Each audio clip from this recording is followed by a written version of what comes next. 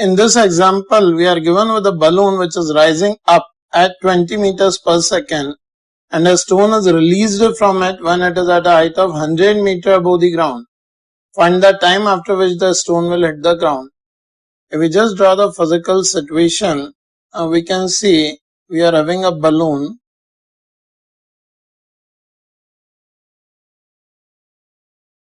So this is a balloon which is at a height 100 meters above the ground. So this is the ground, and at this position when it is going up at 20 meters per second, someone in the balloon releases a stone. When a stone is released, we all know that from a moving body, when a body is released, it carries the same velocity as that of the moving body. So the stone would be having the initial velocity in upward direction, that is 20 meters per second. So first a stone will move up and then finally it comes down and finally it will hit the ground.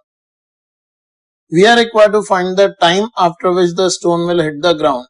If at t equal to 0, stone was released, first it will move up and finally say at t is equals to capital T time, it is going to hit the ground. Now to calculate this situation, we just analyze its motion.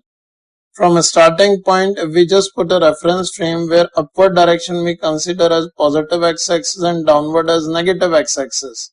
So in this situation, the initial velocity of the stone we can write as positive 20 meters per second.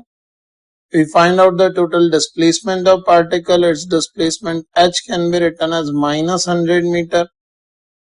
Throughout the motion, it was having an acceleration g in downward direction. G we can take say 10 meters per second square, which is in the direction of negative x-axis. So acceleration we can consider to be minus 10 meters per second square.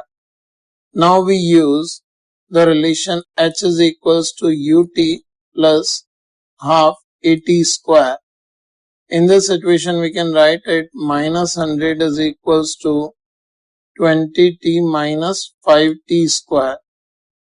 Here capital T we are taking the time in which the particle will cover the total displacement from a starting point to the bottom point, which is the time when the ball or the stone will hit the ground.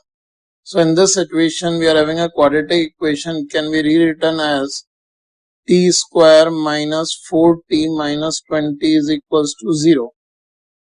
On solving, we just get t is equals to 4 plus minus root of 16 plus 80 divided by 2. So this will give us 2 plus minus half root of 96, which gives us 2 plus minus root of 24 second. Here negative sign can be ignored because time can never be negative. So here final answer will be 2 plus root 24 second. This is the value of time, which is the answer to this question, the time which the stone will take in reaching ground from the initial position of balloon.